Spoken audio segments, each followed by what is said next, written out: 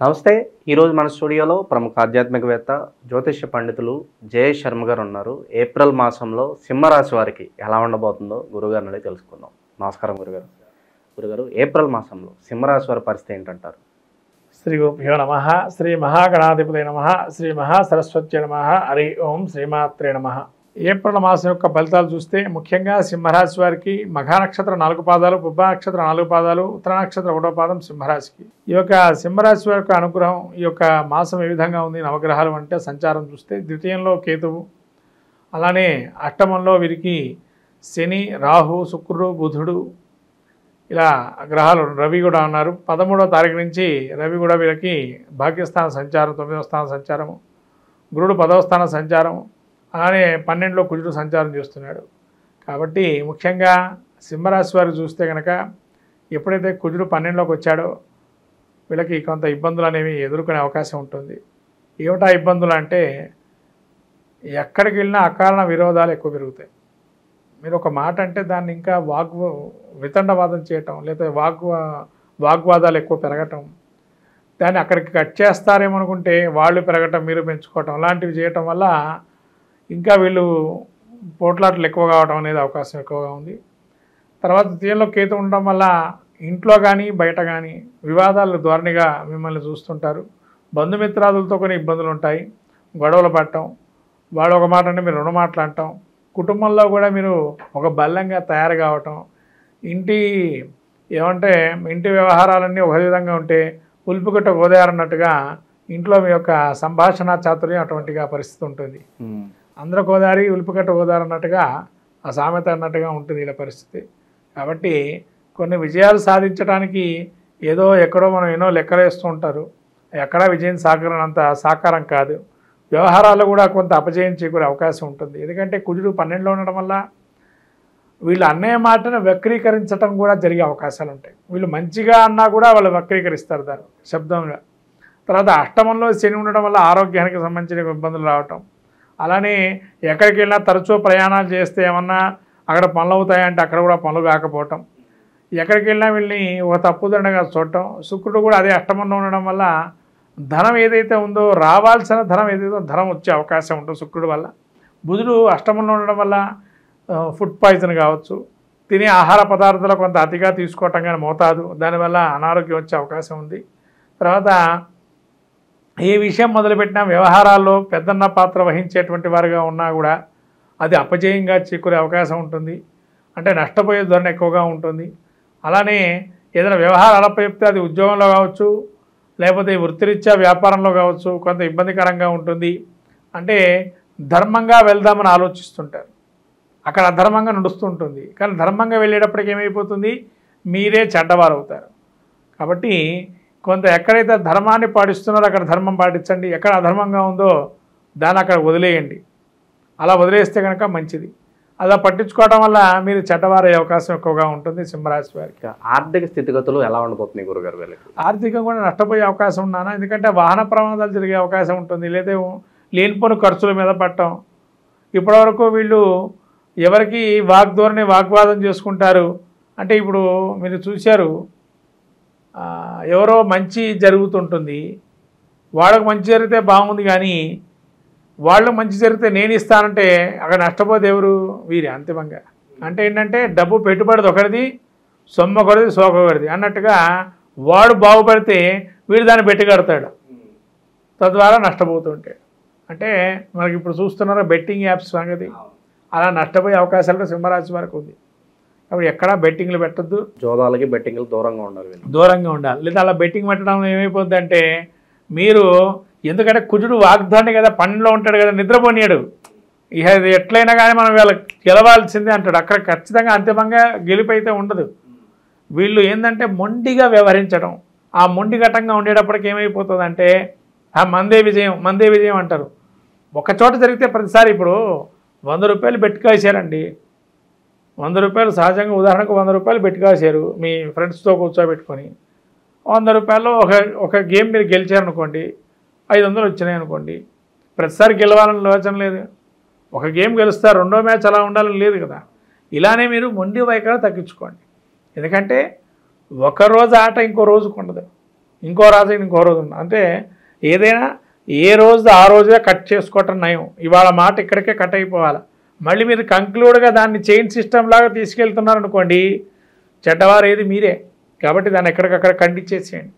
దాన్ని ఇక్కడ పట్టుకున్నది మళ్ళీ ఇంకో దగ్గర తీసుకెళ్ళటం, దాన్ని మళ్ళీ చైన్ అప్ చేయటం, మళ్ళీ అది వాగ్దూరణ పెద్దగా కావటం, అంటే అనవసరమైన అకారణమైన కొట్లాటలు రావటం, అకారణంగా డబ్బు నష్టపోవటం, ఇవన్నీ జరిగే అవకాశాలు ఉంటాయి. దానివల్ల అనారోగ్యం రావటం, మానసికమైన టెన్షన్స్, బీపీ పెరగటం, మీకు ఉండేటువంటి వ్యాధులు పెరిగిపోవటం, ఇలా రకరకాలైన ఇబ్బందులు కలుగుతూ ఉంటాయి. ముఖ్యంగా బీపీ పేషెంట్లకి టెన్షన్ పెట్టుకోకండి. ఏది ఎంతవరకు అయితే అంతవరకే మంది అనుకోండి. సింహరాశి వారికి ముఖ్యంగా రక్త సంబంధమైనటువంటి ఇబ్బందులు ఉన్నాయి కాబట్టి ఎంతవరకు అంతవరకే. ప్రయాణాలు చేసినప్పుడు ఆలోచన చేయండి. అత్యవసరమైతే ప్రయాణం చేయండి తప్ప ఎక్కువగా ప్రయాణం నష్టం కలిగే అవకాశం లేని పని అక్కడికి వెళ్ళిన తర్వాత అనారోగ్యం పడటం, అయ్యో ఎందుకు వచ్చానా, అనవసరంగా ఇంట్లో ఉన్నా సరిపోయేదని. కాబట్టి ఆరోగ్యవంతులు అయి ఉండి వెళ్తే మంచిది. అది దానికి తగ్గట్టుగా మీరు వెళ్ళాలి. ఎవరైనా తీసుకొని వెళ్ళడం, ఒక్కరిగా వెళ్ళి ఇబ్బంది పడేదానికన్నా ఇద్దరిని ముగ్గురిని తీసుకెళ్ళటం వల్ల వాళ్ళ ఆరోగ్యాన్ని చూస్తారు. ఒకవేళ ఇబ్బంది వచ్చినా కూడా అలా వెళ్ళటం మంచిది. శుభకార్యాల పరిస్థితి ఏంటంటారు గురువు ఈ మాసంలో? శుభకార్య యోచన చూస్తే కనుక కొద్దిగా గురువు 10లో ఉన్నాడు, కొంత ఇబ్బందికరంగానే ఉంది. అంతగా శుభకార్యాలు మొదలుపెట్టే అవకాశం అయితే లేదు. వీళ్ళకి శుభకార్యాల జోలికి వెళ్ళకుండా. సరే, మేము ఏదన్నా వ్యాపారాలు చేయాలనుకుంటున్నామంటే ఏ రంగాలు సూచిస్తారు మీరు పెట్టుబడులు పెట్టాలనుకుంటున్నారు? వ్యాపారం అంటేనండి అక్కడ ఏం జరుగుతుందో మీకు సంబంధం లేదన్నట్టుగా వ్యాపార పెట్టుబడి పెట్టండి. పెట్టగానే వ్యాపారంలో లాభాలు రావంటే రావు. ఇది మాత్రం ఖచ్చితంగా మీరు ఆ పాయింట్ నోట్ చేసుకోండి. వ్యాపారంలోకి అడుగు పెడుతున్నారు అని అంటే, ఎవరైనా సింహరాశి వారు వ్యాపారంకి అడుగు పెడుతున్నారంటే ఈ మాసంలో ఇవాళ వ్యాపారం జరగకపోవచ్చు, ఫ్యూచర్లో జరుగుతుంది వ్యాపారం. పెట్టగానే వ్యాపారం వృద్ధిలోకి రావాలని లేదు. ఇప్పుడు మీరు సినిమా రంగం చూసుకోండి, అందరూ పెట్టుబడి పెట్టంగానే లాభాలు వచ్చినాయి, సినిమా గెలుస్తుందా? వ్యాపారం కూడా అంతే. పెట్టుబడి పెడతాం, ఒక నెల నష్టపోతాం, ఇంకో 2 నెలలు వచ్చే అవకాశం ఉంటుంది, 6 నెలలు కూడా వచ్చే అవకాశం ఉంటుంది, పై నెల కూడా. అంతేకాప నీరసపడకూడదు. ఒక నెల రాలేదు అనుకోవద్దు. ఖర్చు పెట్టారు, ఇంకా ఖర్చు పెట్టండి. అవతల నెల సాధించే అవకాశాన్ని మెలకువలు నేర్చుకోండి, సాధించండి. ఇవాళ రోజునే మేము దివాలా తీసే పరిస్థితిలో ఉన్నామని అనుకోవద్దు. సింహరాశి వారు నేర్చుకోవాల్సిన పరిస్థితి ఏంటంటే, ఫస్ట్ మాట ఈ మాసంలో ఇవాళే మేము దివాలా తీస్తున్నాం అనుకోవద్దు. ఇవాళ ఈరోజు ఇట్లా ఉంది, రేపు ఇలా ఉండదు అనుకొని నడవాలి, అప్పుడే బాగుపడతారు. ఇది మాత్రం వీళ్ళు నోట్ చేసుకోవాల్సినటువంటి అత్యవసరమైన పాయింట్ ఈ సంవత్సరం అంతా కూడా. గురుగారు, మరి ఇంకా మెరుగైన ఫలితాలు పొందడానికి ఈ రాశి వారికి మంచి రెమెడీస్ ఏమైనా ఉంటే తెలియజేయండి గురుగారు. వీరు ముఖ్యంగా ఈ మానసిక చింతన భావన పోవటానికి ఒకటే అంశం. దీనికి ముఖ్యంగా అష్టమంలో అన్ని గ్రహాలు ఉండటం కూడా, అమ్మవారి ఆరాధన, ప్రతినిత్యం లలితా సహస్రనామం పారాయణం చేసుకోవడం కానీ, లేకపోతే ప్రతి పౌర్ణమికి లలితా సహస్రనామం పారాయణం చేసి చంద్రుడికి నైవేద్యంగా, అమ్మవారికి నైవేద్యం పెట్టి చంద్రుడు నైవేద్యంగా పాయసానాన్ని తినటం వల్ల ఈ యొక్క సింహరాశి వారికి అనుకూలమైన కాలం. అలానే రాబోయేటువంటి ఇంకొక మాసం, పై మాసం నుంచి గణపతి ఆరాధన చాలా విశేషంగా చేయాలి వీళ్ళు. అందుకని సంకష్టహార చతుర్థి గణపతి వ్రతాన్ని ఆచరించడం కూడా చాలా మంచిది. గణపతి ఆరాధన, అమ్మవారి ఆరాధన అనుకూలంగా ఉంటాయి.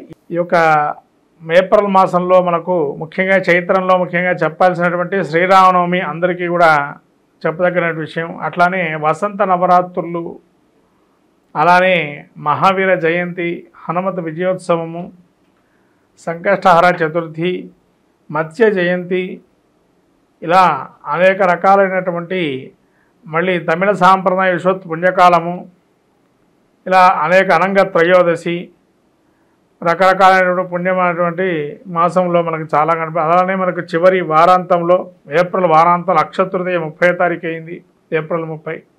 ఇలా ఈ యొక్క మాసం చైత్ర మాసం ముఖ్యంగా మనం చూసుకున్నట్టయితే మనకు ముఖ్యంగా ఈ యొక్క మాసంలో ప్రథమంగా ఆచరించేటువంటిది వసంత నవరాత్రులు, అట్లనే శ్రీరామనవమి. ప్రతి ఇంట, ప్రతి అస్మిన్ దేశే అస్మిన్ రాష్ట్రే అస్మిన్ పట్టణే అని చెప్పి సంకల్పం చెప్పి శ్రీరామ మీద సస్యశ్యామలం చేస్తూ సకలమైనటువంటి ధనధాన్య సంపత్తులు కలగాలని, లోకమంతా సుభిక్షంగా ఉండని, క్షామమంతా కూడా పోయి రాజ్యం కూడా సుభిక్షంగా రామరాజ్యంగా వేళాలని మనం కోరుకుంటూ కళ్యాణోత్సవం చేసుకుంటాం.